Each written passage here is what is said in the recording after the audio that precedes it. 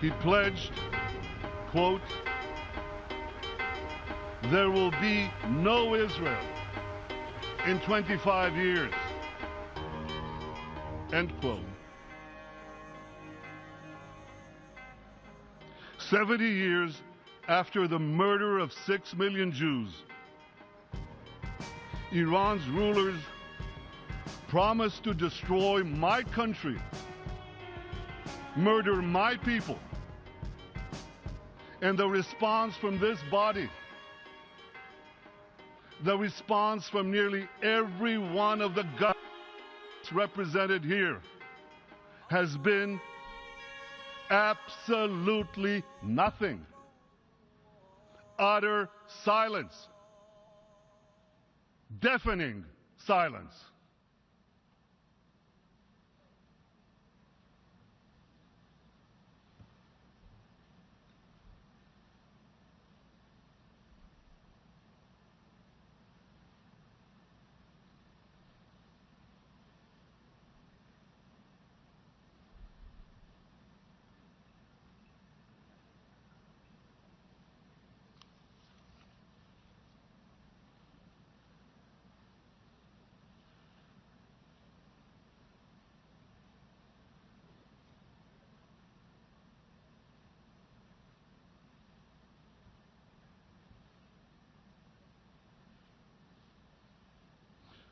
Perhaps you can now understand why Israel is not joining you in celebrating this deal.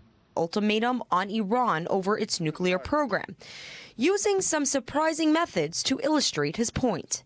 This is a bomb. This is a fuse. A red line should be drawn right here.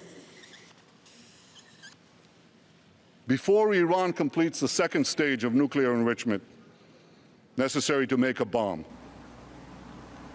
Behind them is a cult of evil, which seeks to harm the innocent and thrives on human suffering. Theirs is the worst kind of cruelty. The cruelty that is fed, not weakened, by tears. Theirs is the worst kind of violence. Pure malice while daring to claim the authority of God.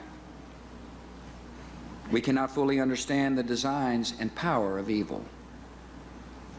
It is enough to know that evil, like goodness, exists.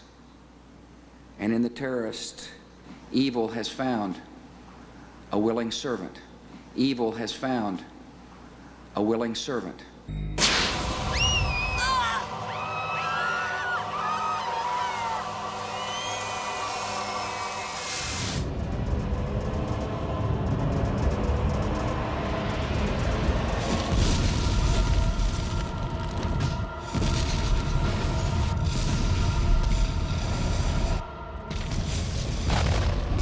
Attention, attention. American forces are here to help. Remain calm. We will not tolerate civil disobedience. Attention, attention, attention. American forces are here to help. Please remain calm. We will not tolerate civil disobedience. Attention, attention, attention. Due to the large number of people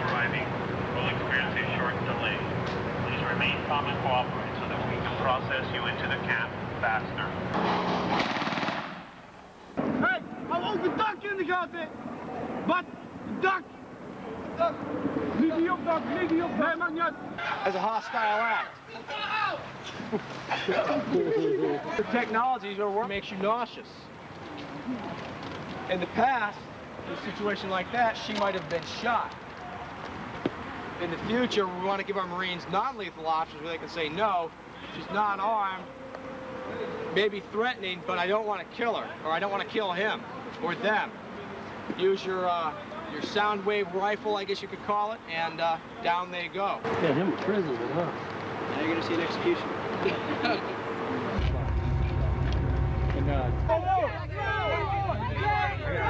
Come on, you got it.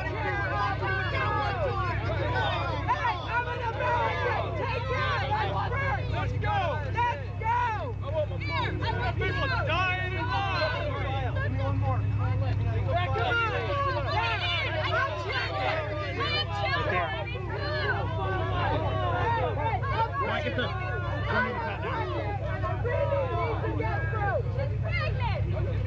Send your IDs ready up for the Just a minute to the army. I got 5 kids. I need pampers and diapers and milk. Okay, these guys have plastic handcuffs available. Well, I think terrorism is being practiced on the residents of the city of Oakland because many of the retired teachers, retired military people have informed me that they understand what's going on, and it's not anything that relates to humanitarian training whatsoever. This is a psychological, as we in the research community say, this is a psyops. They're preparing people for what is coming, not what is being presented today. They were actually arresting people in Swansboro, North Carolina, and they called it training. Patrolling, taking over the city council, taking over the public buildings, running checkpoints, searching people's cars, taking them to jail, confiscating firearms, and it was in the newspaper. Oh, wow, the Marines are out on the road just helping us because the government said it wasn't a question of if, but when the next terrorist attack was coming in. We were going to have to give up our liberties for security. Remember what the FBI agent said? Are you going to have to give up your rights? Maybe, maybe. Preparing the cadres, searching people's cars, taking people to jail. Is this Russia? Is this Mexico? No, it's the new America. Searching the vehicle right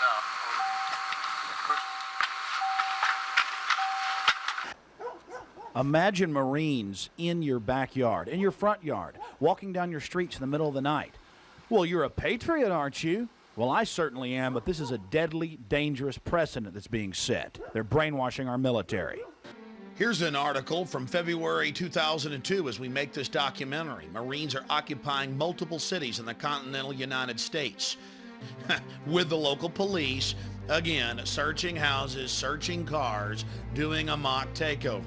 For a multi-state training exercise this summer called Jade Helm 15. While the military says it's just training soldiers for the realities of war, critics say the Army is preparing for modern-day martial law. What's happening is between July and September, a bunch of Green Berets, Navy SEALs, and Special Ops from the Air Force and Marines are conducting some realistic training exercises across the Southwest. The military says these are vital skills when it comes to an ever-changing threat. But in the slideshow of the training exercise, it says Texas will be simulated hostile territory. Jade Helm, a massive, unprecedented rollout of the U.S. military inside of the U.S., runs from July 15th until September 15th. This is particularly interesting in that there always seems to be a drill being run by the government during when an actual crisis occurs. Jade Helm has already begun in preparations, and the amount of military equipment being amassed in the U.S. is truly mind-boggling. There's a lot of speculation that this amount of military buildup in the American South is in preparation for some sort of civil unrest. Recently, the New York-based Federal Reserve announced it's moving its operations outside of New York to Chicago because of concerns about a natural disaster. One might ask, what natural disaster are they expecting in New York that they aren't expecting in Chicago? Meanwhile, the U.S. federal government is buying another 62 million rounds of ammunition commonly used in AR-15s for training purposes, and NORAD announced that it is moving back into the Cheyenne Mountains because it is EMP hardened, leaving one to ask why NORAD is moving into the mountains to protect against a major attack at this time. It certainly appears as though a lot is happening. The Army War College called for foreign troops to occupy the United States back in 1999, and now George Bush has actually done it. That's an article from the CBC. They want hundreds of thousands of foreign UN troops on our streets. You're not for the terrorists, are you? And they want 350,000+ U.S. troops to, quote, patrol the U.S., to patrol our highways, our neighborhoods, our communities. In total violation of posse comitatus. They admit that they're actually scrapping the law prohibiting troops. Not that it even matters, they're already militarizing our police. All right, we've seen a lot of pictures coming out of the protests in Ferguson, police wearing riot gear, holding machine guns, and looking an awful lot like the U.S. military. And that's because today they are a lot like the military. Not only have they been trained using some of the same tactics, but they've also been authorized over the last few years to receive a surplus in military gear from the Pentagon. And that means local law enforcement agencies are using weapons found on the battlefields of South Asia and the Middle East. To discuss this a little bit more, I was joined earlier by John Whitehead, president of the Rutherford Institute. He's long studied and written about the idea of a rising police state in America. And I first asked him if the ongoing situation in Ferguson resembles that evolution.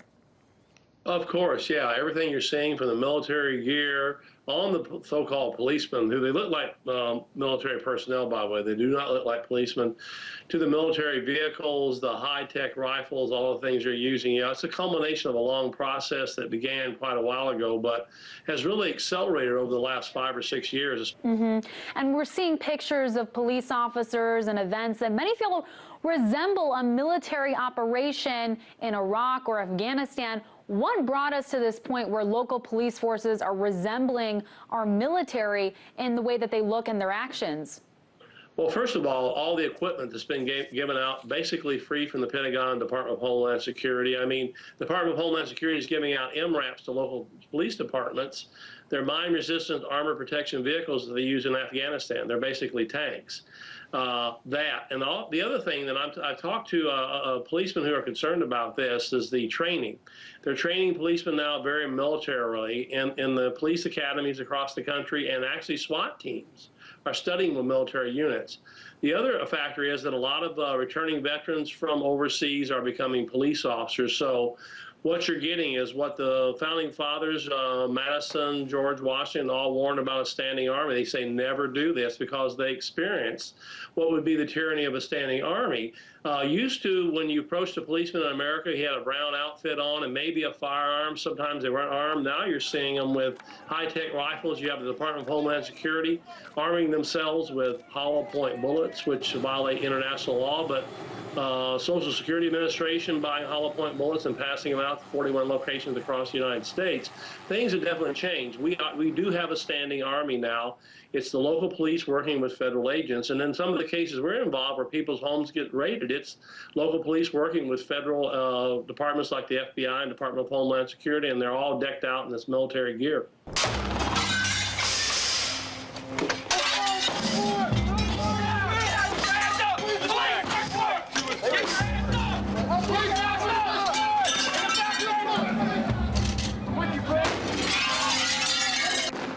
Every day in America, militarized SWAT teams kill innocent people, and they're rarely held accountable. More often, they kill their own officers, and still they're not held accountable. What's happening in America?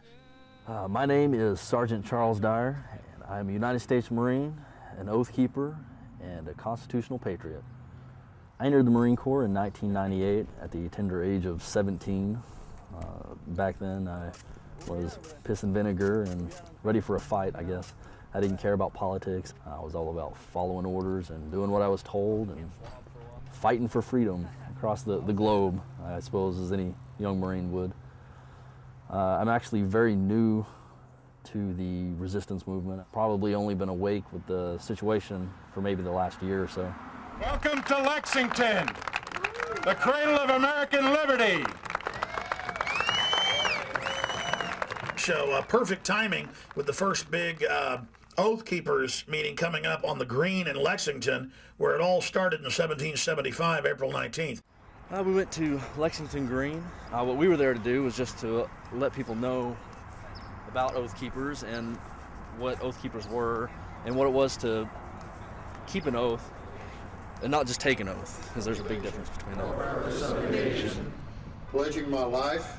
Pledging my life. My fortune. My fortune. And my sacred. It's where the first shots of the revolution were fired, the first revolution, not the new second upcoming revolution. Studies that when I took the oath of office to uphold and defend the Constitution of the United States of America against all enemies, foreign and domestic, I knew in my heart what I meant when I raised my hand and swore to it.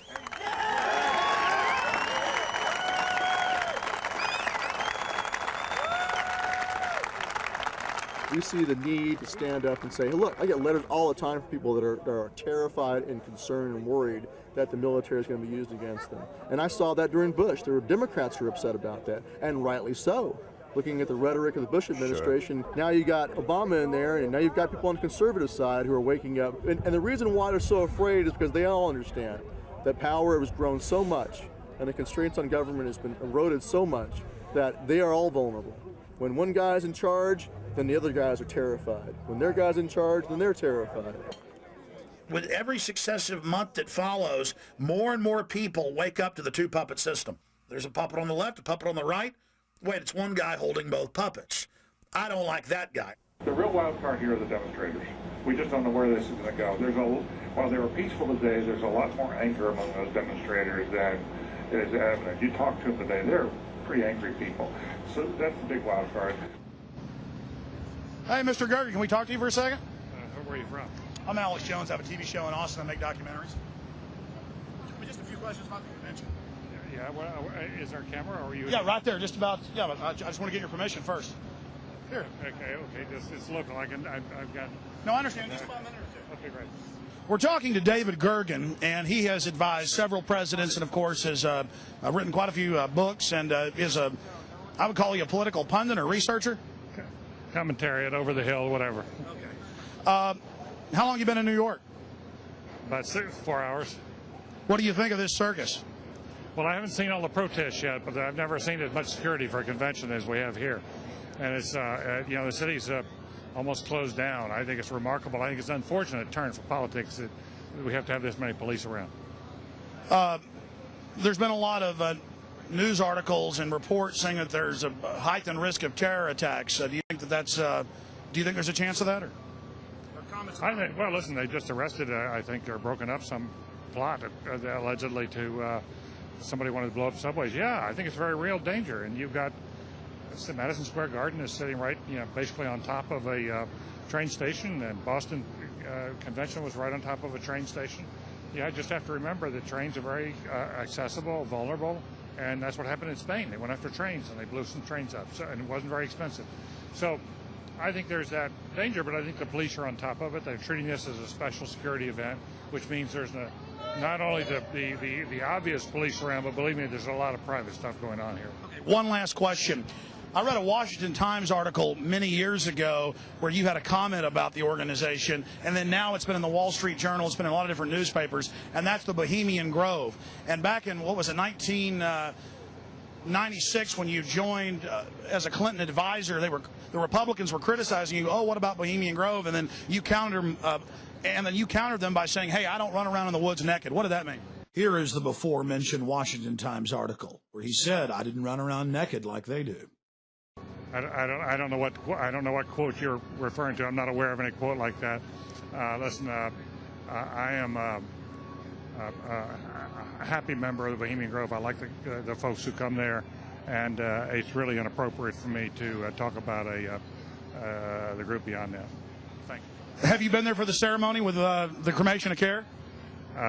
Frankly, I don't think that's something I need to talk to you about. Great owl of Bohemia, we thank thee for thy adjuration.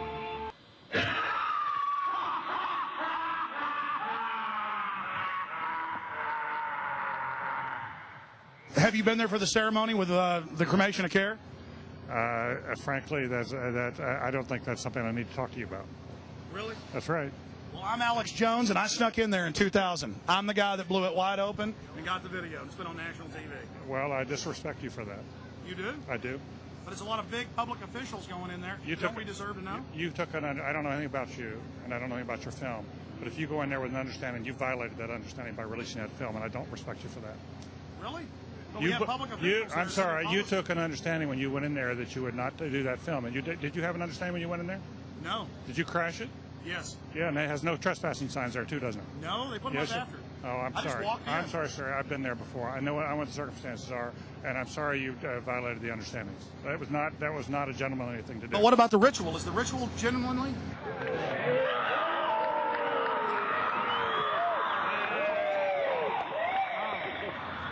Sir, everything. I don't owe you this comment. I know. This is what's called ambush journalism, and I disrespect you for that as well. So thank you and goodbye. Been the ritual? It's none of your damn business. Oh. That's right. Listen. You go around and make understandings with people and violate them. You ambush people on the streets, and that's inappropriate form of journalism. If you wish to practice that, that's fine, but don't ask others to respect you for it. If you want to, you can do. You're a free American, like anything you want. If you want to be uncivil and rude and ungentlemanly, that's up to you. But don't expect the rest of us to say, "Oh well, you're one." Mr. Gergen. I'm sorry, nobody sets policy in there. We try to be gentlemen, and obviously, you don't belong there. Weaving spiders come out here. Yeah, that is a three-pointer. Woo! Boy, I hit the hot button. Mr. Gergen, have a wonderful life. Say hi to Moloch for me, Canaanite deity, and I'll see you at Eyes Wide Shut, baby. Bye-bye. Get his face, get his face, get his face. Get his face, get in there and get his face.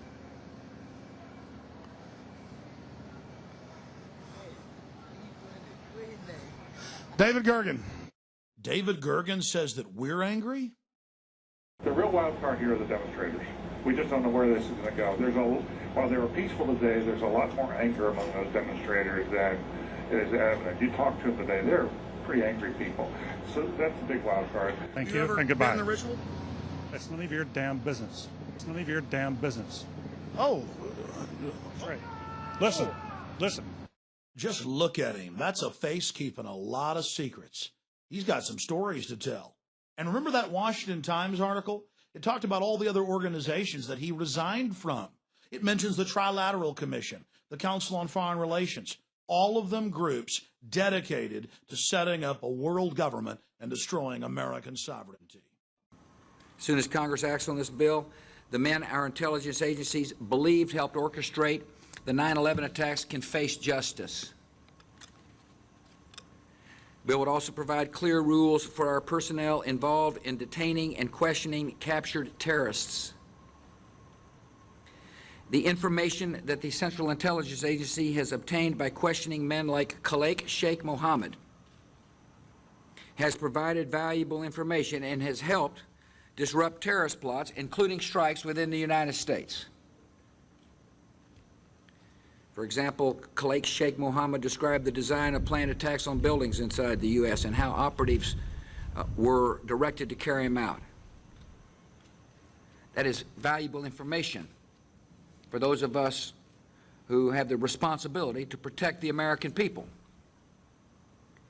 He told us the operatives have been instructed to ensure that the explosives went off at a point that was high enough to prevent people trapped above from escaping. That the explosives went off at a point that was high enough to prevent people trapped above from escaping. He gave us information that helped uncover Al-Qaeda cells' efforts to obtain biological weapons. That was not American Airlines. The entire top of the building just blew up. A second explosion and another explosion. We have a report now of a fourth explosion at the Trade Center. There has just been a huge explosion. It almost looks like one of those implosions of buildings that you see. We heard a very loud blast, an explosion. Not clear now is why this explosion took place. Do you know if it was an explosion or if it was a building collapse? To me, it sounded like an explosion. But it was a huge explosion. I saw the two buildings. I'm thinking it was a bomb because two of them. This is actually, we believe, debris from one of the planes that hit one of the towers on the World Trade Center. The FBI is here, as you can see. They had roped this area off. They were taking photographs and securing this area just prior to that huge explosion that we all heard and felt. We were the first ones in the second tower after the plane struck. I was taking firefighters up in the elevator to the 24th floor to get in position to evacuate workers. On the last trip up, a bomb went off. We think there was bombs set in the building. Well, there is one very interesting piece of footage that was broadcast on CNN live while they were interviewing Tom Clancy. And the amazing thing is this footage was shown once and never seen again. Let's take a look. If you follow the left tower all the way down to the street level, you'll notice that you can see all the way down to the buildings below. Now the question is, if both towers are still standing and the smoke is being blown away from the towers, what is this huge plume of smoke approximately 50 to 60 stories high rising from the Trade Center area? This footage was shown once live and never repeated, as I've already said. Why were we never shown this footage again, and why has this event never been brought to the attention of the American public or the world? This is a critical event. It was never discussed or examined because it is inconsistent with a simple attack of planes slamming into towers. How could this plume of smoke be rising from the base of the towers if neither one of the towers had collapsed? Let's listen to a clip from Larry Silverstein. He was the lease owner of the World Trade Center as he gave an interview on PBS. I remember getting a call from the fire department commander telling me that they were not sure they were going to be able to contain the fire. And I said, you know, we've had such terrible loss of life. Maybe the smartest thing to do is pull it. And they made that decision to pull, and then we watched the building collapse. About an hour ago, World Trade Center building number 7 collapsed, a 42-story building, weakened by the devastation that had occurred earlier today. You were both in Skull and Bones, the secret society.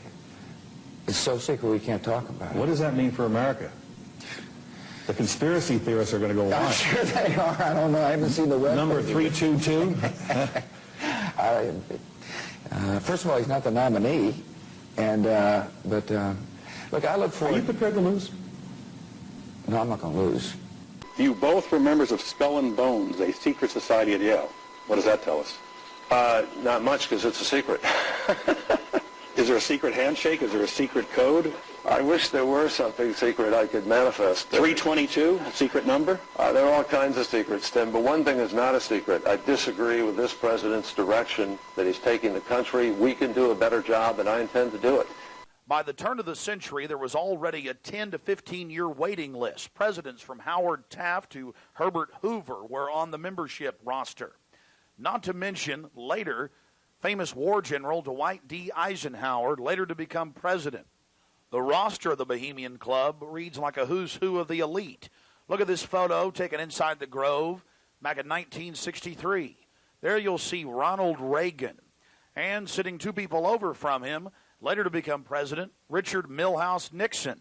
Frankly, we don't know if these men actively enjoy the things that go on inside the Bohemian Club. But one thing is perfectly certain from the evidence. They are forced to go and attend and take part in these activities if they wish to be elevated to the highest levels of the geopolitical power structure. Take George Bush Sr., documented member. And then, of course, there's his son. Now, the last 4 generations of Bushes have also attended the Skull and Bones Society at Yale, well known to be steeped in the occult. Then there's Bill Clinton, a frequent attendee.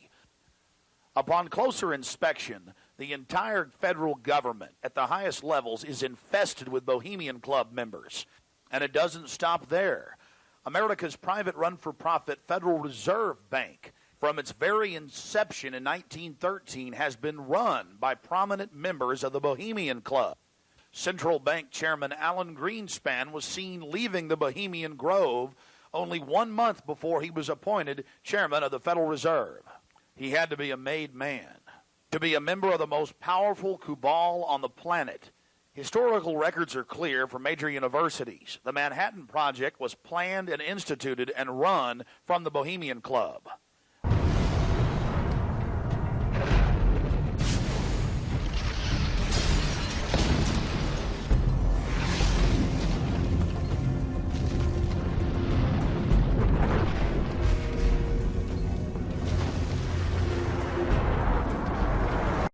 Now we're going to get to some enhanced video, and we'll go play-by-play through some of the more occultic statements, like we shall read the sign in your burned effigy, the bound body. That's exactly what the Druids actually did. They would roast cats, goats, oxen, horses, and watch the pain of how they died, and from this extract some type of mystical energy force or power, and also be able to tell the future. Owl of Bohemia, we beseech thee, grant us thy counsel. Upon further research of the ritual, it becomes clear. It is a mixture of the Babylonian Canaanite cult of Moloch, fused with ancient Druidic rites, where you have the female side of Satan, which they first call out to in the she, and then towards the horn god with the he, mixed with Masonic rites from Scotland. It's very likely that many of the 1,500 to 2,000 member crowd had really no idea what they were actually watching because it was thinly veiled. We'll get back to more enhanced video of the ritual here in just a minute, but remember PJ, the little demon down in the corner, the left-hand corner of the program, sweeping up the ashes with little horns? Now, even more shocking is the figure of a human body burning in the flames. In fact, I've shown it to people that are experts in anatomy, to actual doctors, and they say that the anatomical size is that of a baby or small child. Notice how large the cranium is in comparison to the torso, that is the ribs. Understand, ladies and gentlemen, this is from the program itself given out to the establishment lackeys witnessing these sinister activities. Remember, in Babylon and Tyre, they would throw their children into fiery pits. Look at the size of the hands compared to the rest of the body. Only children show these anatomical details. Now, of course, it's been airbrushed in, but it shows the psychology of those conducting these criminal activities. After the sacrifice, members of the cult would sweep up the ashes of the victim and use them in future rituals. One of the things that is extremely obvious by looking at the program handed out to Bohemian Club members is the person creating the program had a deep understanding of the occult.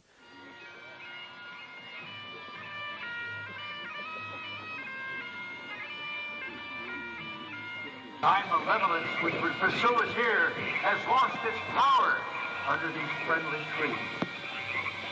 So shall we burn thee once again this night, and in the flames that eat thine effigy, we shall read the sign, Midsummer sets us free. You shall burn me once again.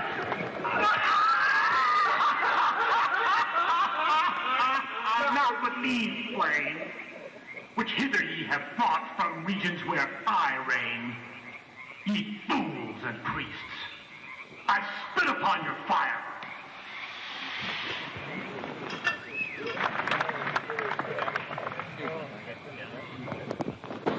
Thou, Prince of all mortal wisdom, Owl of Bohemia, we beseech thee, grant us thy counsel.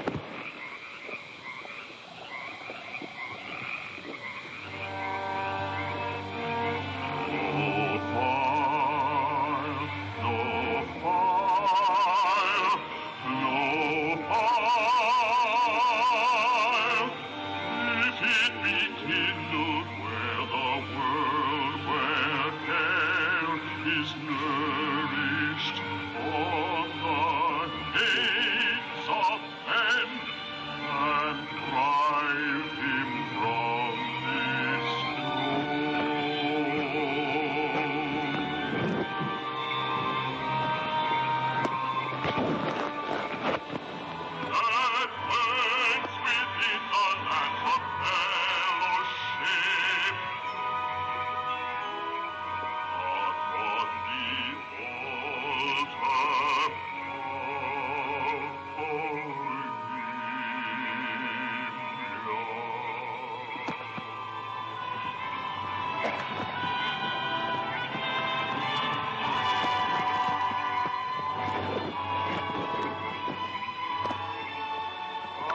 Owl of Bohemia, we thank thee for thy adjuration.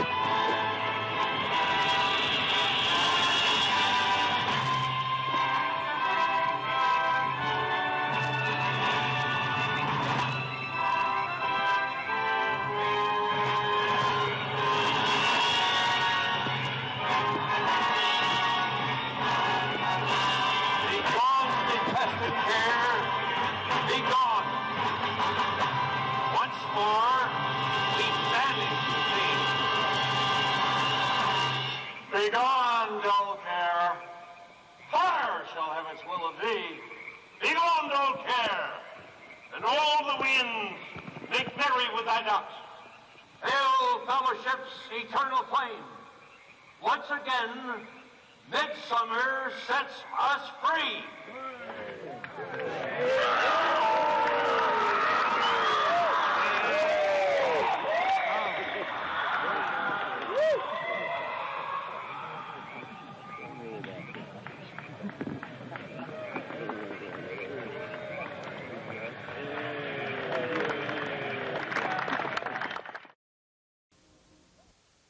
Hello, I'm Alex Jones, and I'm a radio and television host based in Austin, Texas. And for many years, I've been exposing the criminal activities of the global elite, also known as the New World Order. In past films, we've documented the centralization of power, the move towards world government, the attack on the nation state, self-defense, the Second Amendment, family values, that is, the family itself, as well as private property rights.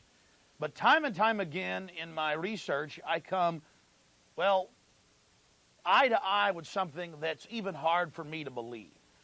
And that's that the elite, again, the so-called establishment kings, those that know best, the visions of the anointed ones, are obsessed with the occult, from presidents to governors to the heads of industry. We've all seen the stories of presidents and first ladies obsessed with their astrologers, making national policy decisions upon their recommendations. Spiritual guides, shamans in the White House. My friends, it gets far worse than that. Now, I personally am a Christian, but even an atheist should be concerned about the information we're about to bring forward in this new documentary film, The Dark Secrets Inside Bohemian Grove. You see, for over 120-plus years in Northern California, in Sonoma County, on a 2,700-acre secluded redwood grove, leaders from around the world, prime ministers, chancellors, presidents, governors, again, the heads of industry, banking, academia, the media, Hollywood, only a select few, a little over 2,000 people, travel there to engage in bizarre, ancient Canaanite, Luciferian, Babylon mystery religion ceremonies. At least that was the rumors.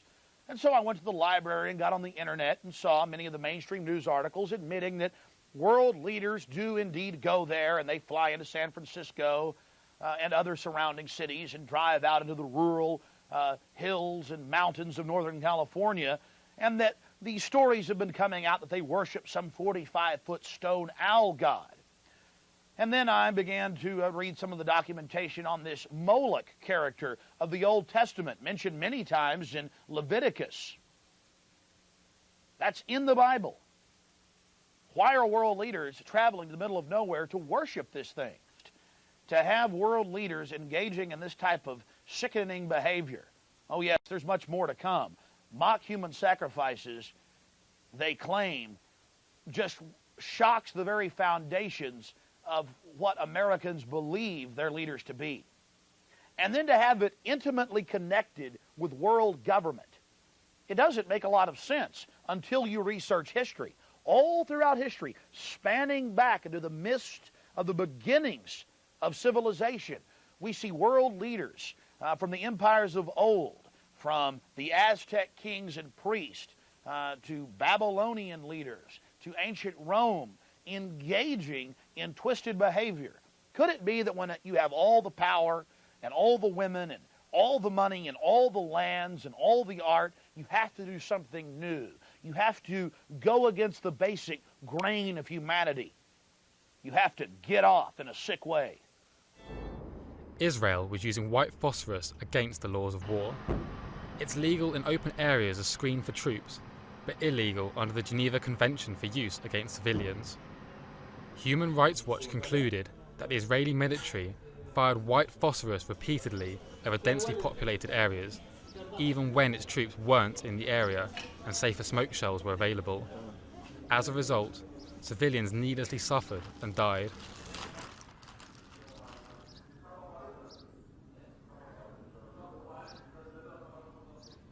They're using white phosphorus. White phosphorus is a chemical weapon.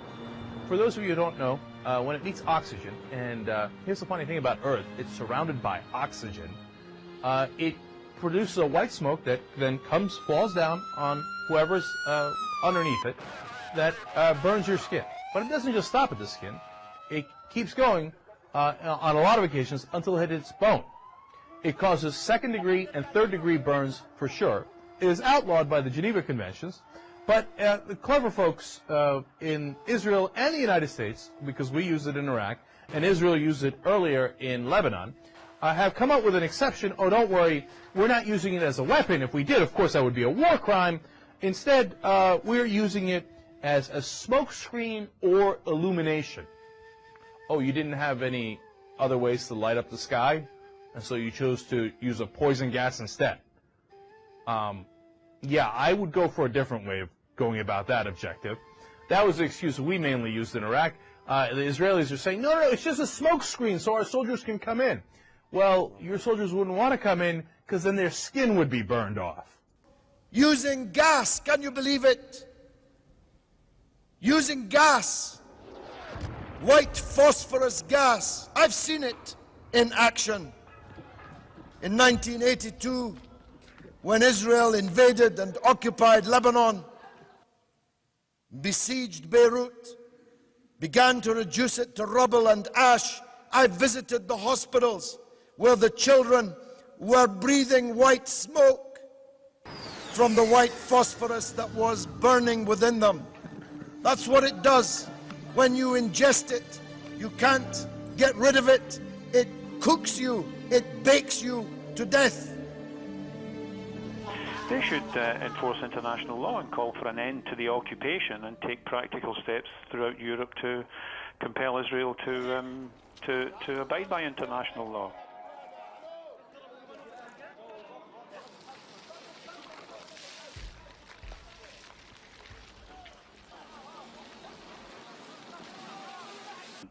And I mean, some of us are not very good at statistics, but it's worth thinking about a few things that are very, very revealing indeed about this, the cynicism, the brutality, and the callousness of the Israelis. I mean, one thing that was shocking was that the day after the Israelis deployed from Gaza, redeployed to the borders from where they maintained the siege, they started immediately, the last settler left, to have sonic booms throughout the night, which clearly was designed to disturb everybody, including the children. And it was very, very traumatic indeed. You know, in addition to bodily harm to the ears, they shatter windows and literally just completely blow off doors from their hinges. And they're eerie because they happen usually in the middle of the night and it's still, and you don't hear what's happening. And all of a sudden, because it's faster, it's supersonic, so it's faster than the speed of sound, you just hear this immense sound, and it's as if a blanket of air literally just knocks you down, and then you hear the plane flying. And you know, after intense pressure was causing severe trauma and miscarriages, and it went to the Israeli High Court, and they said we can't rule on this because it's a security matter, which is the usual response. But you know, it eventually ceased, I think, under that pressure. So what was unthinkable for Jewish children when there were still some in Gaza, Palestinian children. And it was really a case of a few hours after there were only Palestinian children in Gaza, that this torture was implemented. He replied that although my house was located in the West Bank, the steps were in Israeli territory. Therefore, the policeman said, every time that I entered my house, I needed a permit from the Israeli police.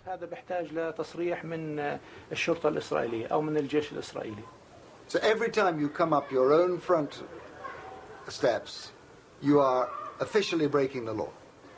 Yes.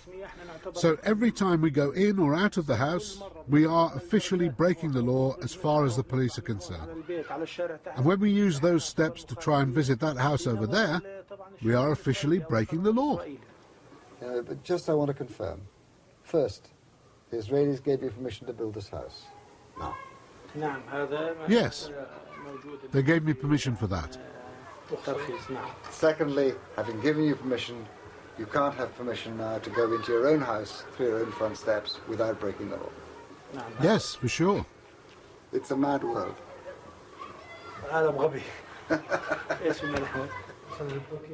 Ode now has a permit to enter his house, but it only lasts for 3 months and can be taken away at any time.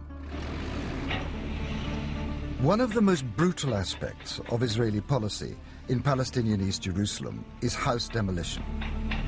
Israeli planning laws now make it almost impossible for Palestinians to obtain a building permit. So, in order to accommodate their growing families, many are forced to build illegally. 5 years ago, Abu Jamal wanted to build a house for his family on land which he owned. He was refused a permit, but he built it anyway. Jamal, how many people in your family? 5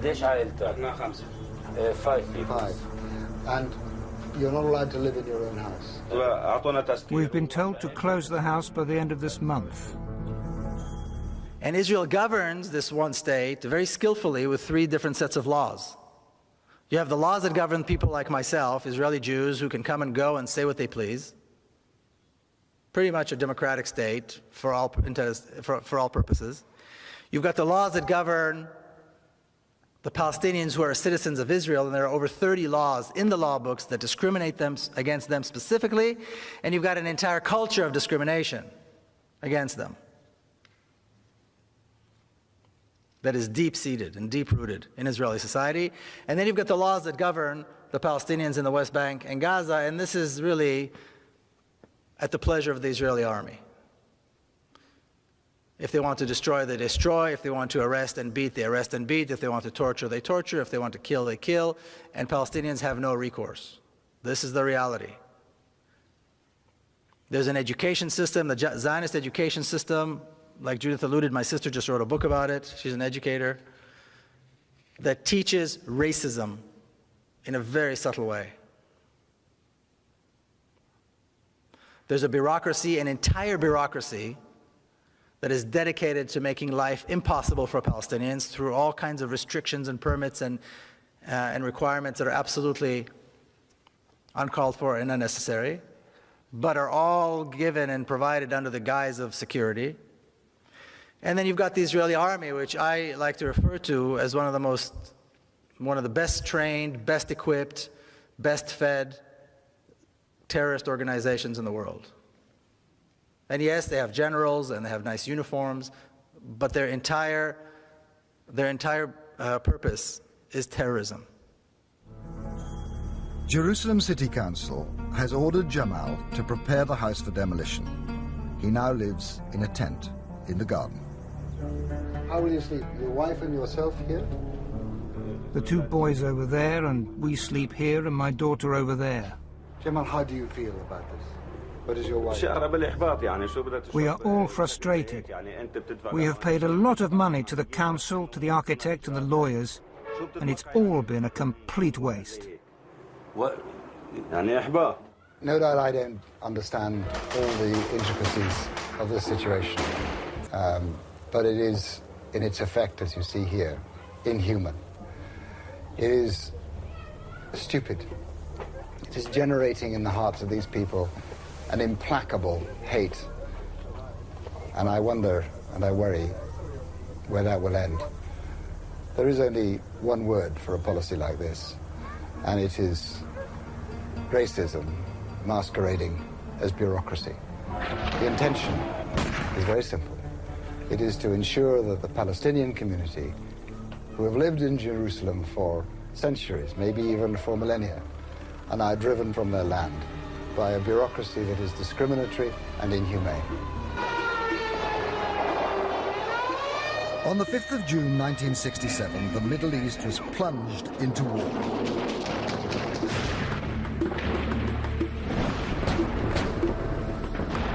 In just 6 days, the Israeli army destroyed the combined forces of Egypt, Syria, and Jordan, and conquered the Gaza Strip, the Sinai Peninsula, the Golan Heights, and the West Bank, more than tripling Israel's size. On the third day of the war, the Israeli army entered the old city of Jerusalem and captured its biggest prize, the holiest site in Judaism, the Western Wall.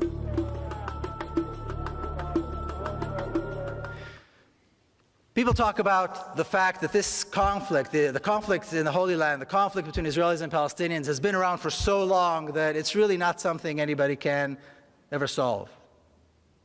It's been going on for thousands of years. People have been killing each other there forever. This is not true. And a good place to start, if we're going to talk about how this conflict began, a good place to start would be on the 29th of November, 1947. The day that the United Nations accepted the resolution to partition Palestine into a Jewish state and an Arab state. And this ridiculous map is what they came up with. Now, when you look at this map, before you even hear about the details, before we even touch on the details of this map, just by looking at it, it's unbelievable that anybody expected that this would work. And of course, this didn't even last one day. In 1947, there were two communities living parallel lives. We had the Jewish community that numbered about 500,000, maybe a little bit less than 500,000, that were expecting and hoping to become a state. And you had the Arab community, the Palestinian Arab community, of about 1.5 million people who were also in the process and had the expectation of becoming a state. Yet when the United Nations came up with this ridiculous plan, they chose to give the larger portion of the country to the smaller community, to the Jewish community, and the smaller portion of the land to the larger community. And then people said, and to this day you hear people say, see, the Arabs, the Palestinians, did not accept the partition plan, so all this is their fault. Is anybody mad enough to think that they would accept this? Would anybody in their place have accepted something like this? Obviously not. And obviously, like I said, this did not last even a single day. Because as soon as the resolution was accepted, the Zionist forces, what was called the Haganah, the Palmach, began a massive campaign of ethnic cleansing.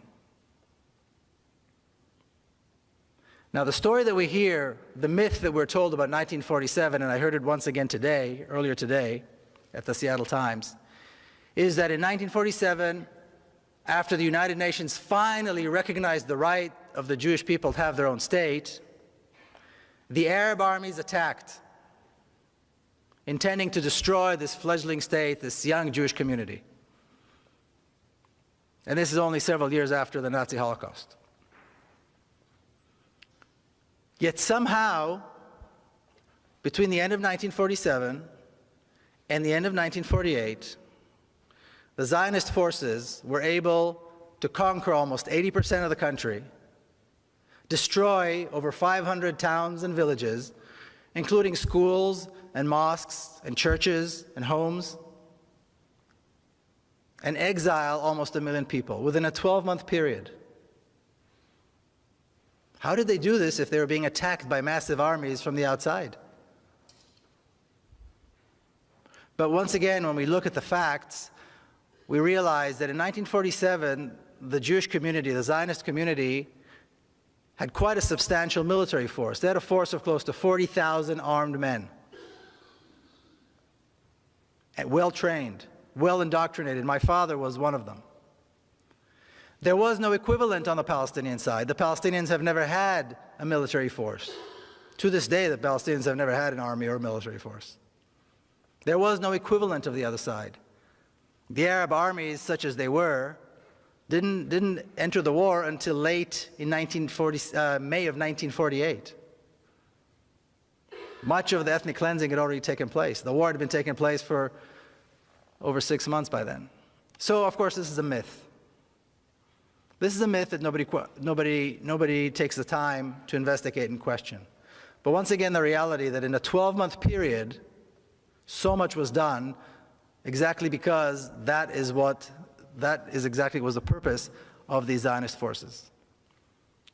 To capture as much of the land as possible and get rid of as many people as possible. And that's exactly what they did. Now, the myth that we're told about this, or the story I should say that we're told about the 1967 war, is that once again Israel was attacked by 3 massive armies intending to destroy it. And once again, miraculously, somehow, we, the Israelis, prevailed. Because we're smarter and because we're better trained and we're more motivated, and as we heard now recently, we're somehow culturally superior as well, perhaps. Who knows? But all of these reasons, for all these reasons, we prevailed and we defeated the Arab armies. Once again, when I was working on the book, I decided to go into the Israeli army archives to learn about my father's career.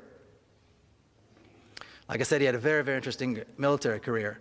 And I was interested particularly in reading the minutes of the meetings of the generals leading up to the 1967 war. Now, once again, a lot has been written about those meetings. So I wasn't expecting to find anything new, because I'd read everything that was out there. But as soon as I began reading, I saw something that I'd not seen anywhere else. My father says this, and several of the other generals say this, in their attempt to convince the cabinet to start the war. And that is that the Egyptian army is not prepared for war. And therefore, we must attack now. In fact, they said the Egyptian army needs at least 1.5 to 2 years before it will be prepared for war. So we have a tremendous opportunity now to once again, this will be the 3rd time, to destroy the Egyptian army. And the fact that the Egyptian army brought their troops into Sinai and closer to us, closer to Israel, only makes it easier for us to destroy them. Not only are they not talking about an existential threat, they're not talking about any threat. They're talking about an opportunity, a military opportunity to once again defeat the Egyptian army. So once again, the myth fizzles away. The generals, of course, won the day. The government gave them the okay to start a preemptive strike against Egypt. The Egyptian army was decimated in a couple of days. The Sinai Peninsula was conquered once again. The Gaza Strip was conquered. And the generals wanted more. The generals wanted more. They wanted the West Bank, which was a sore spot for them because in 1948 they wanted to take it. They were young commanders in 1948, and they wanted the West Bank then. But for political reasons, Israel decided not to take it. Well, here was their opportunity, and they took the West Bank. And they'd wanted the Golan Heights for a long time, too, because it's high up above the Galilee, and there's lots of water there, and they took that as well. And there was a lot of ambition, too. The generals, the northern commander wanted the Golan Heights, the central commander wanted, they all wanted the laurels of victory. They had no doubt that they were going to be victorious. In 6 days, the Israeli army defeated and destroyed 3 Arab armies, conquered the West Bank, the Golan Heights, the Sinai Peninsula, the Gaza Strip, killed over 15,000 Arab soldiers at a loss of 700 soldiers to the Israeli army. 15,000 to 700, that's quite a ratio. And all this was done in 6 days as Arab armies were attacking them.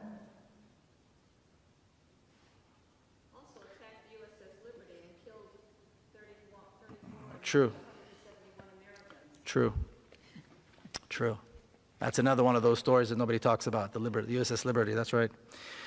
So again, the myth fizzles away once you actually take a look at the facts.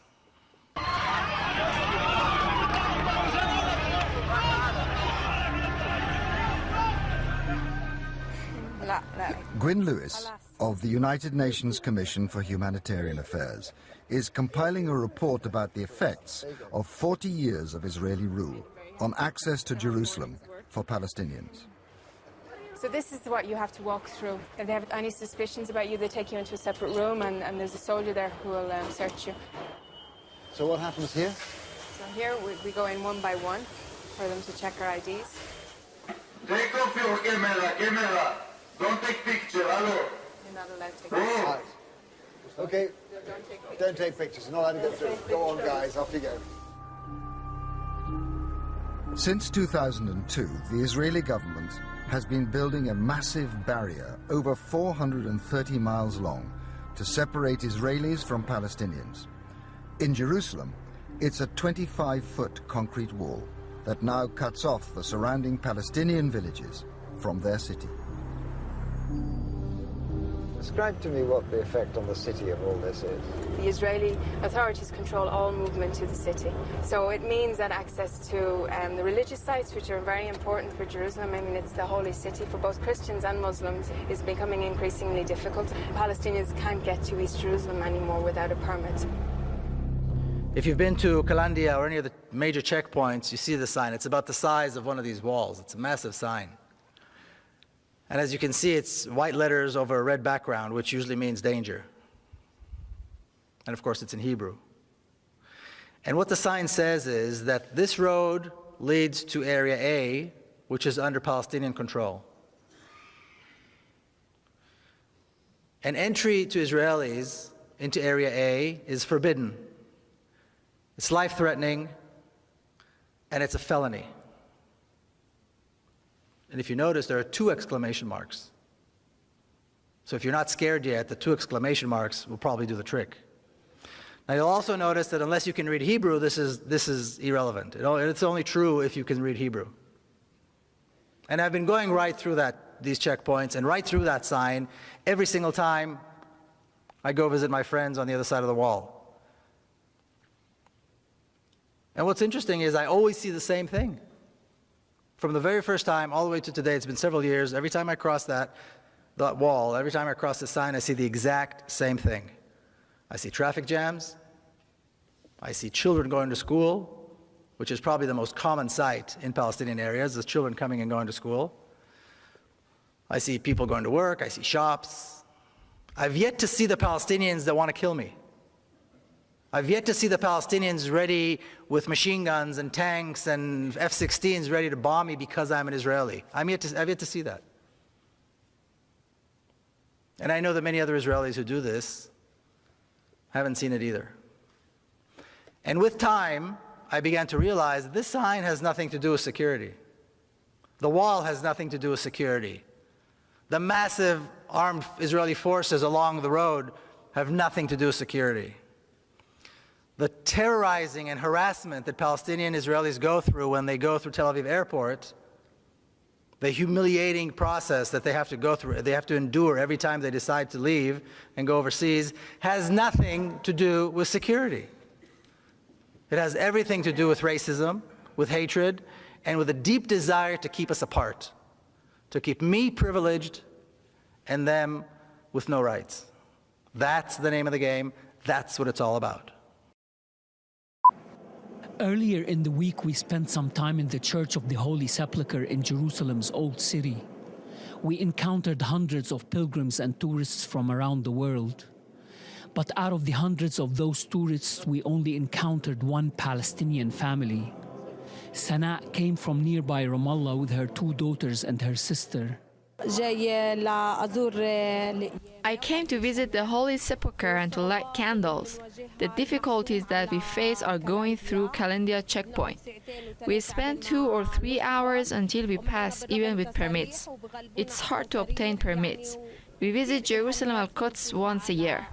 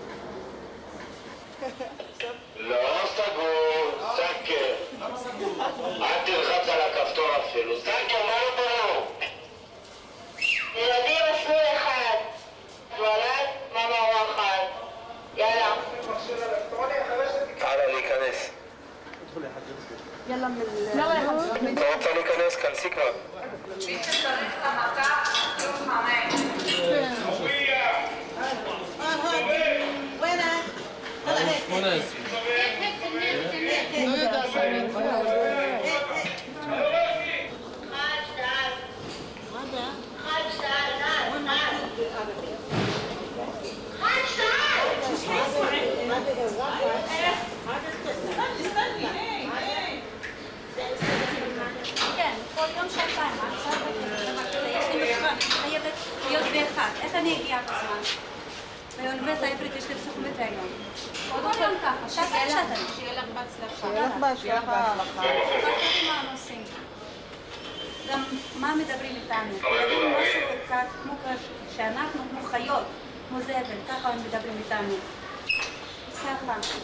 مسلك ثلاثة أزرق قوية أزرق قوية في مسلك ثلاثة هي امرأة شيء أزرق هوية تدخل شلوش داخل شلوش وبيزحق على مخشى بدور سنتين ثلاثة الأربعة وما تاريخ واحد على أربعة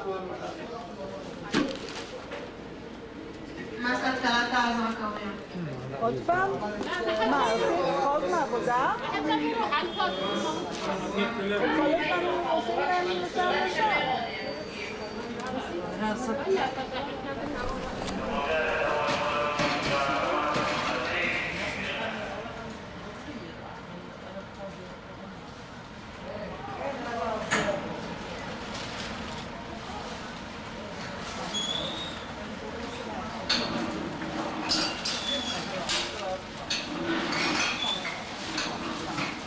كل شنطي في الماكينة كل خبيث في الماكينة روحوا في المحشر الإلكتروني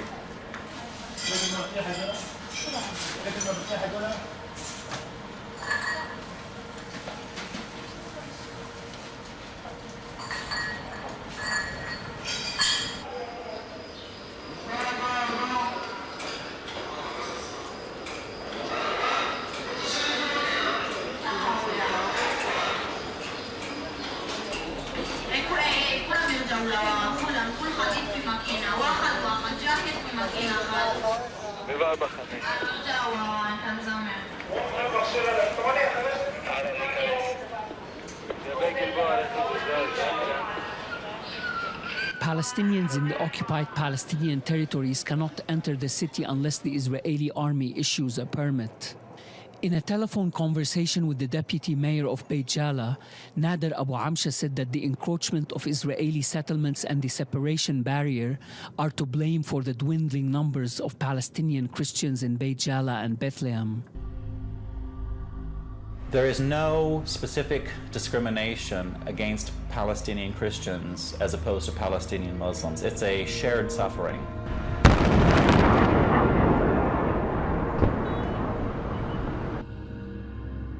Christians see them themselves very much a part of the Palestinian national movement. They identify with the Palestinian people as being their people. Palestinian Christians have difficulty getting to churches on Sunday morning if they wanted to come to Jerusalem because they don't have that permission or that legal right, according to the Israeli government, to come to Jerusalem for worship.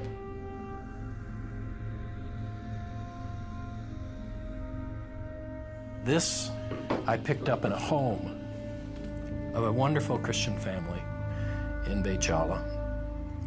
And this is the kind of armor-piercing weaponry that's being used against civilians, innocent civilians.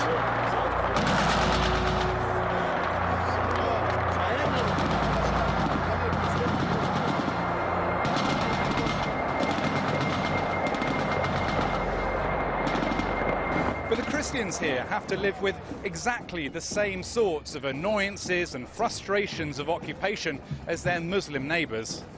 Bethlehem is just a 20-minute car ride from Jerusalem, if you have the right permits. If not, the separation wall, checkpoints and expanding Israeli settlements cut the town off from the city next door. Some fear Bethlehem will soon be a ghetto surrounded on all sides.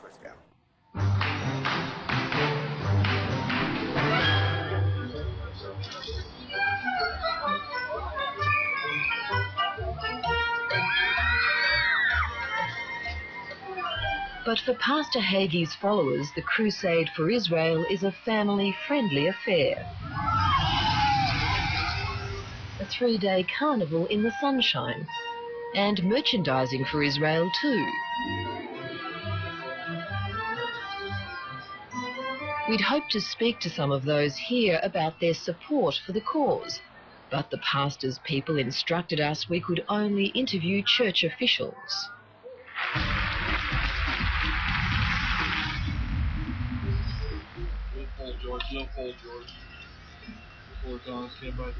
Also on the site is an impressive communications setup, broadcasting Pastor Hagee across America and around the world.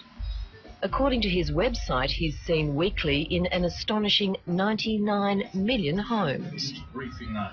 Check one, please. Why are we having this briefing?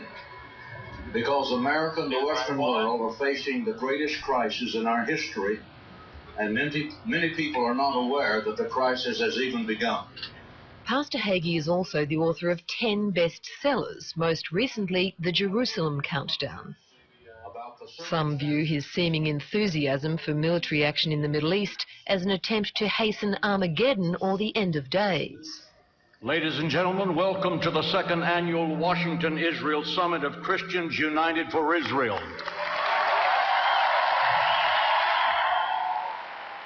Since Christians United for Israel was formed in February 2006, there have been 60 national nights to honour Israel across North America.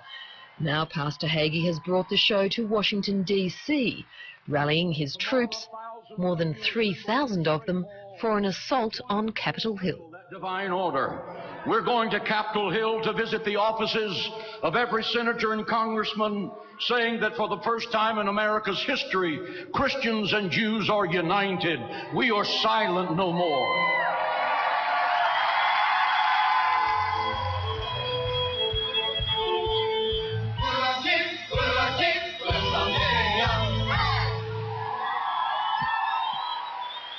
It's all part of the preacher's grand plan, Was 9/11. as he explains to me in his office inside the Cornerstone complex. Our purpose is not just to gather in various places and have what I call happy clappy events. We are going to go to Washington, D.C., from every state in the Union, from every congressional district in the Union, and speak to our senators and congressmen about our concerns for Israel and our support for the state of Israel. Why is Israel such an important cause? There are many important causes. You clearly have a real focus on Israel. Why? Israel is important to Bible-believing Christians because Israel is the focus of the Bible. Beginning from Genesis, running through the entirety of the Scripture, God says in Genesis 12 to bless the people of Israel. God says in Psalms 122, pray for the peace of Jerusalem, they shall prosper that love you. Some high-profile political figures come along to show their support. Republican firebrand and possible presidential contender Newt Gingrich takes the opportunity to criticise the current US administration. I don't remember any time in at least the last 27 years since Ronald Reagan was elected that we have seen the level of timidity, cowardice, intellectual dishonesty, and determination to avoid the truth that currently dominates Capitol Hill. Presidential hopeful Republican Senator John McCain, whose continued backing of the Iraq War has cost him significant support, is happy to be amongst friends. Thank you very much. The president of Iran has gone to the United Nations, and stated his nation's unalterable commitment to removing the state of Israel from the map. That is unacceptable behavior. We must confront Iran, and if we're going to solve this, if we're going to ensure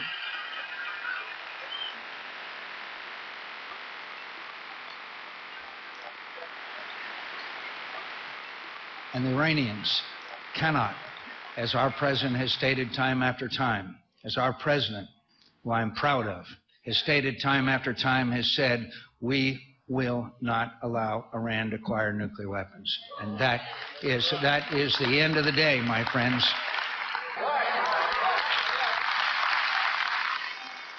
In Washington, Palestine's ambassador to the US has little time for Pastor Hagee. As a Palestinian diplomat, but mainly as a Palestinian Christian, all this phenomenon of right-wing Christianity, which is unconditionally supportive of Israel, whatever its appetite, territorial or otherwise, has been a major source of embarrassment for us, the Christians of the Holy Land. We want to make sure that you have a picture here. Those Christian pastors of that school of thought, totally insensitive to our ordeal and supportive of our oppressor. How can they face the mirror when they are shaving in the morning, and how will they face God, their creator, when and if they will meet him? When 50 million evangelical Bible-believing Christians unite with 5 million American Jews standing together on behalf of Israel, it is a match made in heaven. Are you ready?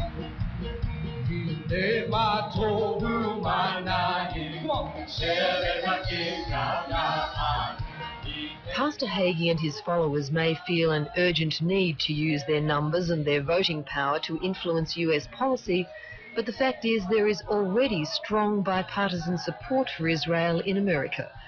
Nonetheless, the man is on a mission, and no one can deny that this polarizing figure sure knows how to fire up a crowd.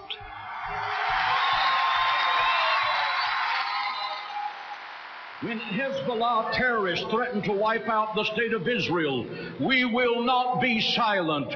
We will shout from every rooftop in this nation, never again, not on our watch.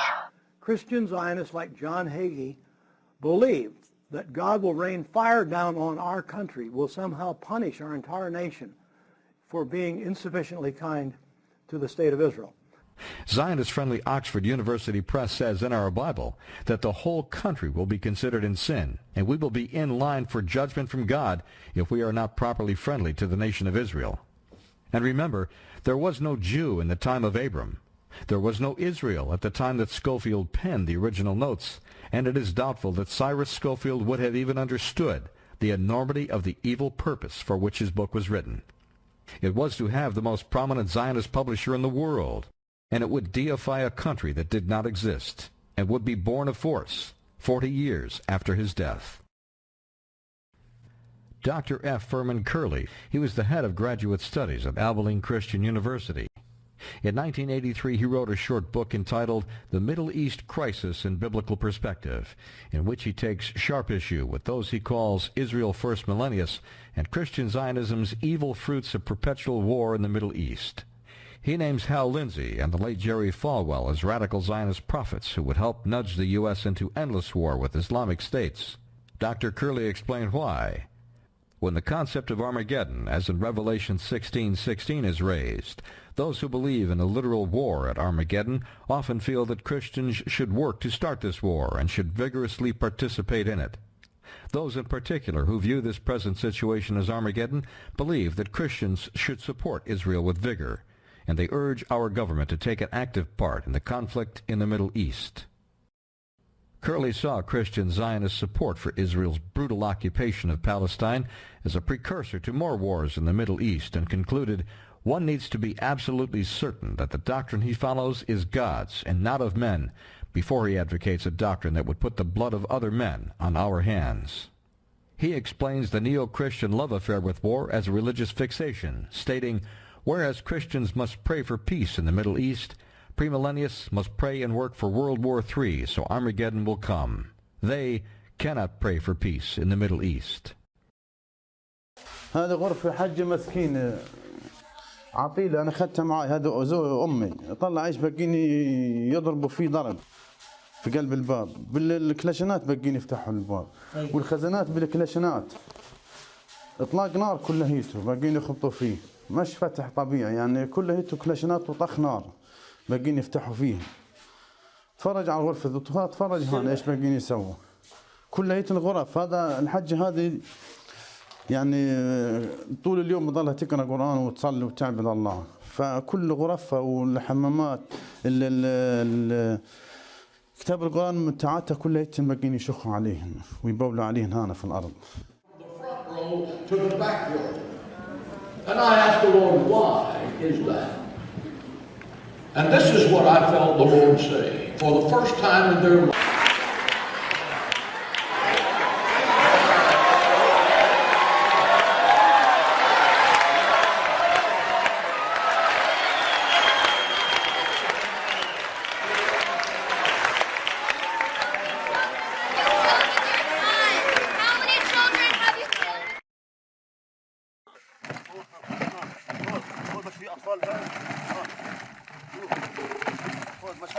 تلعب هان يا عم. هيو خذ.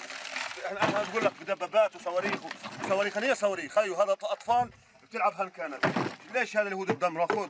ليش الدمر اليهود؟ ها ليش تيجي هاي صرنا ناكل ها. يلا خذ. العلب صرنا ناكل. هاي اللي بيجيبوها من العشو. هاي خذ. صرنا زي هاي عشتنا. صار عشتنا علب.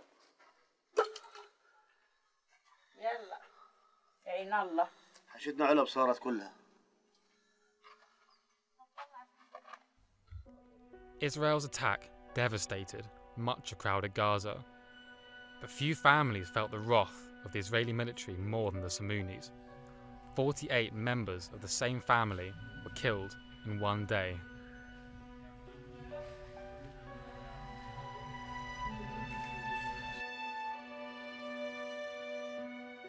الساعة 7 الصبح دقدقوا على بيت قريبي هنا اسمه عطية السموني. قالوا له قال اجى ابنه بده يطلع. قال وين صاحب البيت؟ اجى ابنه بده يطلع من قلب الغرفه تبعته، من قلب غرفه ابوه اللي هو كلهم كانوا في بيت واحد، لانه ايش سمعوا الصوت تخبوا في قلب الغرفه. في له هناك كمان بيت شردوا من البيت الزينجو قبلها بليله وراحوا على بيت البطون. على بيت البطون امن شويه قالوا عشان من خوف ما يصير اطلاق نار من الطيارات. خشوا عليه في قلب البيت. قالوا وين صاحب البيت؟ اجى بده يطلع لهم واحد اللي هو ابنهم اسمه فرج. فما طلعش فرج اللي هو طلع ابوه كان حامل هويته ورافع ايديه لفوق من حد ما قالوا له انت صاحب البيت؟ قال لهم اه. طبوا فيه رش وقع. انا امبارح لما شلته زي ما هو رافع ايديه هيك ومرمي على وجهه على الارض. The Samuni family was told by soldiers that they would be safe gathered in one building. With the entire family huddled together in one house, soldiers started shooting. Then 3 rockets hit the building and tore apart the rooms where the family was gathered. من هذا البيت راح 6 انفار، من البيت اللي ورا 6 انفار، انضرب ابو توفيق وابو فرج 6 انفار، من البيت هذا واخوته 6 انفار، وفي ناس من برا 29 نفر. 29 نفر في 10 دقائق. For days, Israel refused the medical team's access to the Samuni family, and the injured were left to bleed to death. Others died from hunger and thirst. When the Red Crescent could finally reach the remains of the house, they found under the rubble 4 small starving children, too weak to stand, next to the bodies of their dead mothers. The Red Cross issued an uncharacteristically strong condemnation, pointing out that failing to help the wounded violates the rules of war.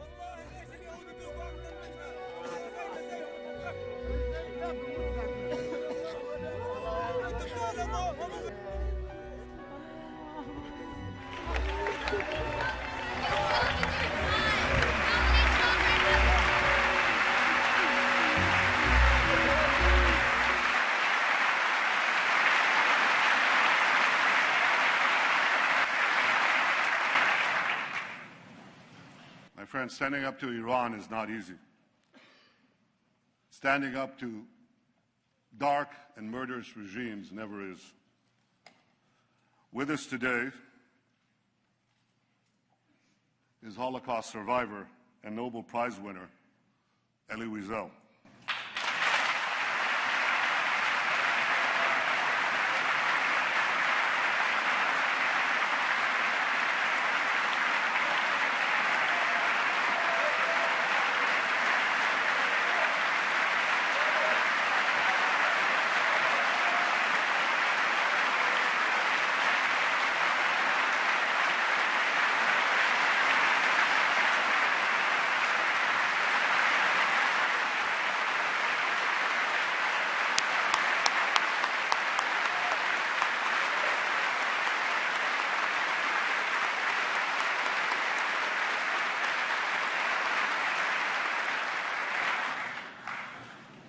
Elie, your life and work inspire us to give meaning to the words, never again.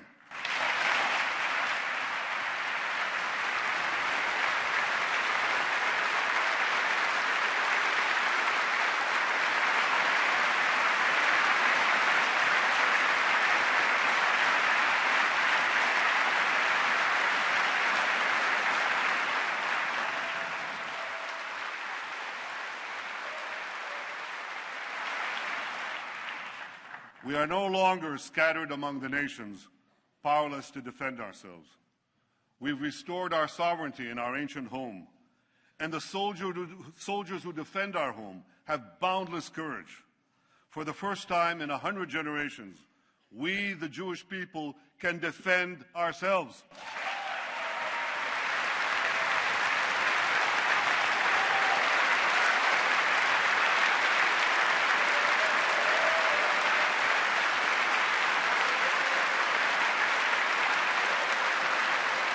We must all stand together to stop Iran's march of conquest, subjugation, and terror.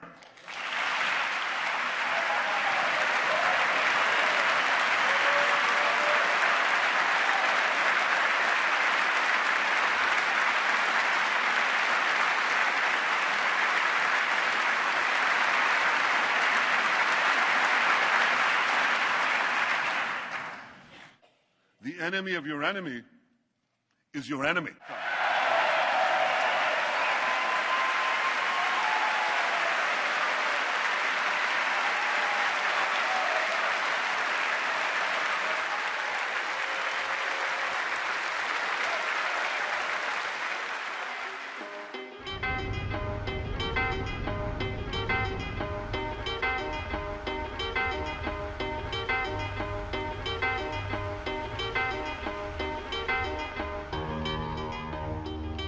Politicians are there to lie and deceive and to continually trick the people into never getting control of their society again.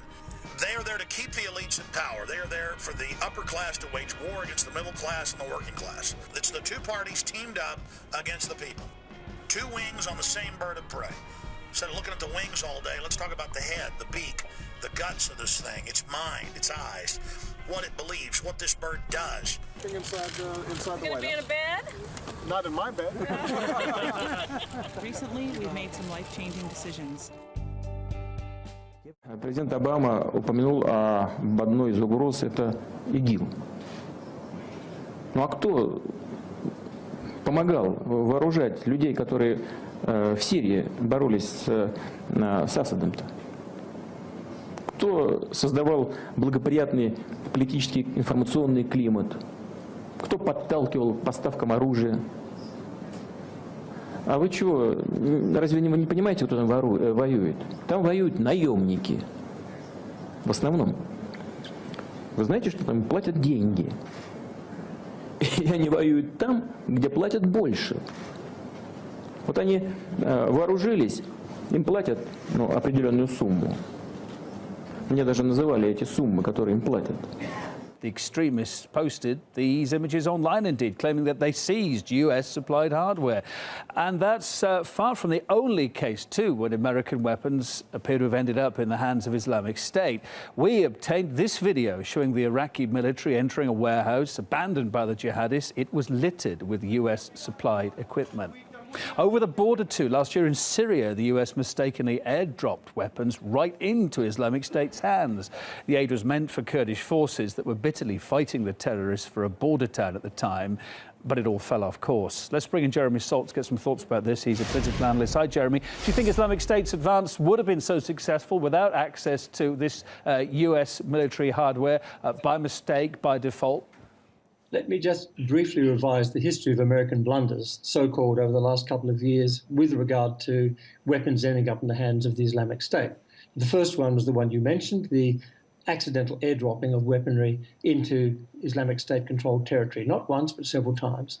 Last year, early June, we had the Islamic State taking over Mosul.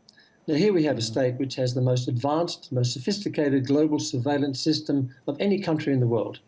Yet, I mean, it can actually watch you scratching your nose. It can hear you cough. Yet, it didn't see or didn't hear those pickup trucks storming across the Syrian desert in the direction of Mosul.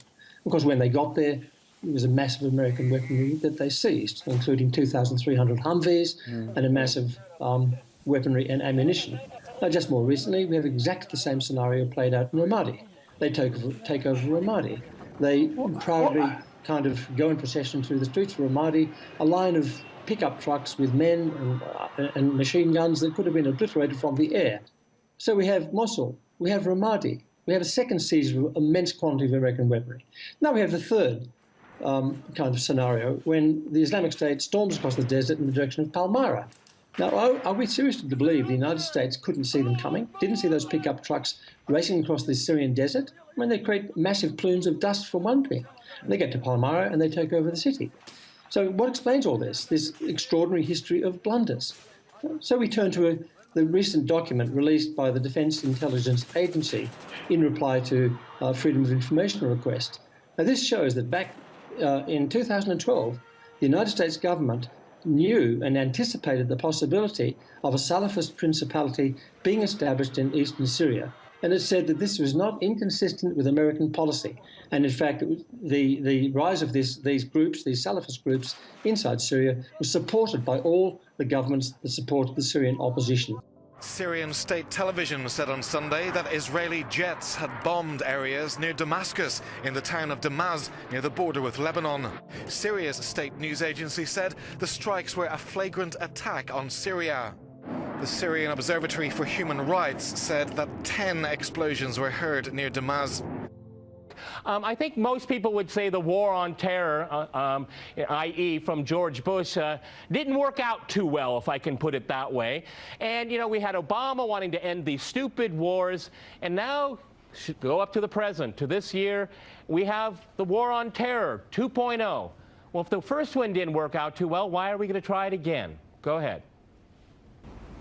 Well, I'm going to make this interesting and disagree with everyone. Okay. I do not accept the premise, which probably isn't too much of a surprise, but nonetheless, I reject the premise that the whole point of the so-called war on terror or investing in the Mujahideen was to somehow fight terrorism or to make a better world.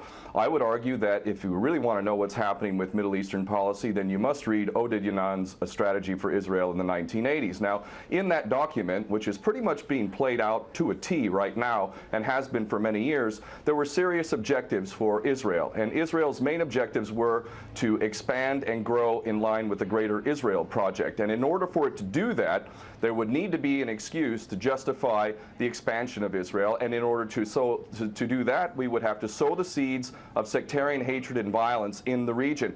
The #1 target of this plan was Iraq. We've achieved that. That's not a failure. That's actually a success. Iraq is a failed state largely. It is an absolute basket case. Sectarian hatred is absolutely insane. We see the beheadings and all of this madness, and we think it's a disaster. No, it's not at all. In fact, it's all part of the plan to break up Iraq into 3 different states. When we look at Syria, we also find that the goal is once again the same thing: sow the seeds of sectarian hatred and basically turn that nation into a basket case. This is happening according to plan as well. Now, ISIS, funny enough, could stand for the Israeli Secret Intelligence Service. Many people are seeing the very big benefits to the state of Israel, the so-called Jewish state of Israel, by the breakup and the balkanization of the surrounding states. So ISIS militants are getting medical attention in the Golan Heights and in Israel itself. What does that tell you? There is absolute continuity, but the actual policy, just like the Project for a New American Century laid out very clearly, that a, quote, new Pearl Harbor would be necessary to achieve this goal of full spectrum dominance, you could never tell the American people, or the world for that matter, we're going to fight wars of aggression where we're going to have to invade and occupy, we're going to have to spend hundreds of billions, if not trillions of dollars to achieve the goal of full spectrum dominance, which is to control, absolute control over air, land, sea, and space, and cyberspace. The American people never would have bought it, so you can't tell them that. You have to tell them a bunch of lies, and we see this over and over again. What you have to do, Ken, if I can go, okay, Peter, I'll let you reply, but I think one thing is for sure is that just keep people scared, really, really scared, and then they follow. They'll follow you no matter what you say. Just show those beheadings. Something must be done. Okay, I'd like to go back to Ken in London. I find the existence of ISIS, which it's being revealed slowly but surely, and I'm going to agree with some comments that you made. I mean, it's almost been midwifed, if I can use a term the administration likes in its foreign policy. And essentially, its first goal is to destroy the state of Syria. That's it. I mean, if we look, we see the strikes that are being made. They're against ISIS, but they're against infrastructure. lecture. I mean, a granary doesn't threaten the world. It doesn't threaten anyone. Actually, it feeds people. But somehow that is a terrorist asset that must be destroyed. I find the existence and the midwifing of ISIS to be so very convenient for a number of people. Well, there's simply no question that there must always be a boogeyman. In fact, you're sitting in Russia now. For 50 years plus, we were fighting this Cold War that really was an absolute charade to begin with. There never really was a threat of a Soviet invasion. And for decades, we spent insane amounts of money developing nuclear weapons to the point of really completely, totally collective insanity. And here we sit today in a world that threatens a third world war with a policy that is clearly intended to totally destroy Syria. Let's see what happens. If we take Bashar al-Assad out of the equation in Syria, does anybody with half a brain not understand that that vacuum that's going to be created is going to be a vacuum filled by the most powerful interests there? And who is that right now? Well, that would be our best friends and allies, these little Frankenstein monsters that we create, whether it's Al-Qaeda or Al-Nusra Front or the latest ISIS monster that we've created. Those are the ones that are going to fill that vacuum, and that fits perfectly in line with Oded Yanan's A Strategy for Israel in the 1980s. And if these other two gentlemen haven't read that document, I seriously suggest you do. Another thing that's really worthy of pointing out is the so-called Islamic State is anything but Islamic. And yes, there is a war on Islam. Islam is very understood by many Muslims around the world to be absolutely 100% forbidden for you to forcibly convert somebody to Islam or kill them. This is totally untrue. Back in the medieval times, when there was Muslim empires, it was an absolute understanding and policy amongst the Muslims who were in charge at that time that those who practiced whatever religion were allowed to continue practicing that religion, and they were not even forced to pay taxes into the Muslim empire itself. However, if people wanted to practice that religion, they would not be able to derive the benefits of the tax system and so on and so forth. The bottom line is no Muslim in their right mind would justify going in and literally executing men, women, and children simply because they don't convert to your religion. These people are not Islamic. They are creations of the monster, which is the empire of the United States and all its cohorts in Israel and England in particular. In June, retired Major General Anwar Eshki, a close advisor to the Saudi royal family, shared a platform with Benjamin Netanyahu's top diplomat, and the two men outlined their common opposition to Iran. So is this the start of a new anti-Iranian alliance? And are Palestinians being thrown under the bus in the process? Joining me in the arena from Jeddah is General Eshki himself, the chair of the Middle East Center for Strategic and Legal Studies. Rula Jibril, he says he wants peace with Israel. He wants them to accept the Saudi peace plan of 2002, and he's worried about Iran destabilizing the region. So he's talking to Israeli people, Israeli officials. What's wrong with that? There's nothing wrong with that. Actually, it's great that now the Saudis are trying to talk, except that the Saudis don't understand two things. One is Iran has a role in destabilizing the region, but they have a bigger role in destabilizing the region. Look what we are seeing. Who has a bigger role in? Saudi Arabia. Look at their interference. They are financing terrorists and tyrant alike with one goal: to export their Wahhabi, exclusionary, puritanical sect of Islam. And everybody else has to be killed, whether they're Shia or Sunni moderates. Regarding the Palestinian issue, it's a smokescreen. The Israelis have spoken, General, and have spoken clearly. And in a democracy, and I know that you don't maybe understand how democracy works, it's very clear. When people vote for a government and decided for the Netanyahu government, and the Israeli voted for that government doesn't want any peace initiative. Saudi Arabia has constantly said it's a champion of the Palestinians over the years. How do you think Palestinians feel when they hear you refer to Benjamin Netanyahu as a strong leader and a logical leader, you called him? I told about him a strong leader and logical leader because that means not strong against Arabs, but I said he is strong in his country. He can announce about that because the fanatics in Israel, the radical in Israel, when they accept the initiative, all the Israeli will accept that. Let's let the smokescreen aside. You are actually dialoguing with a right-wing government who's oppressing Palestinian peoples, negating them any kind of rights, that is actually very vocal about annexing the whole land. General, what you are doing is actually selling out the Arab cause, the Palestinian cause, in the name of one thing: Wahhabism and anti-Shiite sentiment. You have to explain to the people why ISIS in their capital Raqqa have Saudi textbooks, because you have more in common with ISIS than any other group in the area. A lot of Palestinians say that Saudi Arabia is willing to bomb Yemen for 6 months, the poorest country in the Middle East. But when Israel is bombarding Gaza, there's no Saudi Air Force in sight. There are no Saudi troops ever coming to the rescue of Palestinians in Gaza.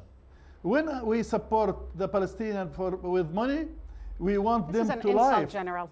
to live good, and you Under give him occupation, weapons General. to Under destroy occupation. themselves. You're not challenging Israel on the two major issues that are relevant to the Palestinian. It's the occupation of the West Bank and Gaza and East Jerusalem, and on the segregations of almost 1.5 million Palestinians inside Israel. You not only betray the Palestinians or even the Israelis, who I hope are not delusional to rely on you, you're betraying the whole Arab Muslim cause. Okay, Ken, where do we go from here? Because from Washington and Langley, it just it probably looks like a computer game with their drones and all of that there. But I mean, to what extent? What I'm thinking about is the ultimate regime change, and that's going to be the Gulf countries here, because you can't turn these people off. They have their arms. It's remarkable. Everybody in this conflict has the same arms. Everybody's buying them from one or a few countries here. I mean, this is a really closed network here. But the Saudis better be worried, because they're creating something that's going to go after them, because a lot of people say that they don't represent Islam. It's no mistake in my mind that the Islamic State calls itself the Islamic State, because Saudi Arabia doesn't live up to its reputation. Go ahead.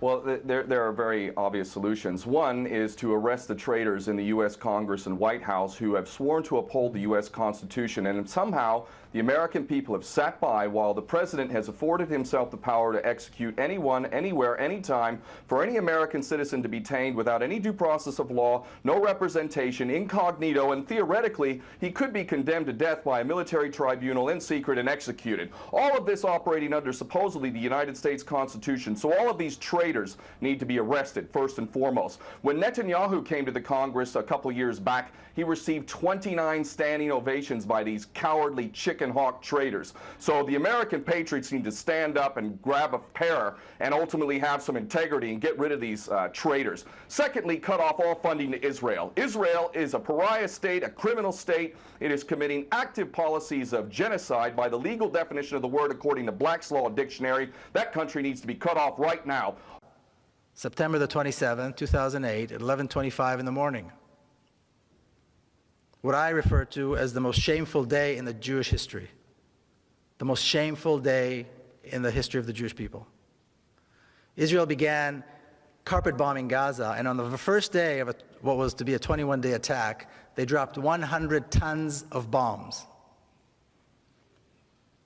Okay, a 1-ton bomb will decimate an entire city block. Gaza is one of the most densely populated places in the world. 800,000 children live in Gaza. 11:25 is exactly the time when the morning school shift and the afternoon school shift change. So all the kids are in the streets. All the children are on the streets. That was the moment decided by the decision makers in Israel to begin the attack.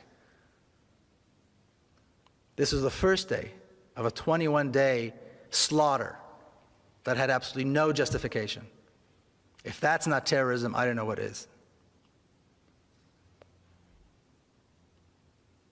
And this is how the state of Israel manages to control the different populations and somehow still keep up this very sweet, liberal kind of face to everything.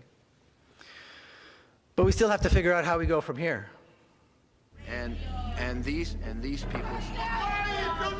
But so was orders! Let's ask some real questions. Is that unfair? And what about the bunker? You didn't ask him about the bunker, the Office of Emergency Management bunker on fire? We are getting ready for the next battle. Remember this. Your government funded and trained Al-Qaeda. Repeat it again. Your government funded and trained Al-Qaeda. I just want to ask the American people to wake up, see what's going on around you, walk outside, stop playing your video games, stop watching your TV. In a corporate state, the interests and needs of citizens don't matter. You need to destroy the machine. Because if we don't destroy the machine's going to destroy us. It is destroying us. Vote or become politically involved or start a militia, which is very important. Do something.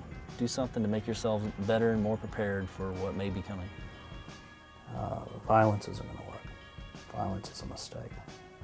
The machine wants violence, justifies further repression. Well, let's look at what happened in South Africa. They got rid of apartheid.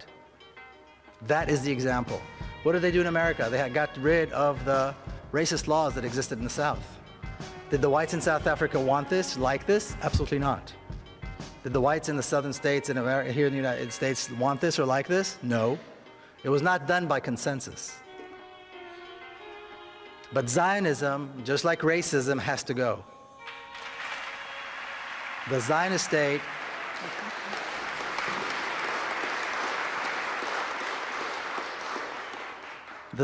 state has to be replaced with a democracy.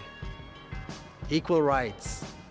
We have 5.5 million Palestinians, about 6.5 million Israelis. There's absolutely no reason in the world why they can't live together as equals.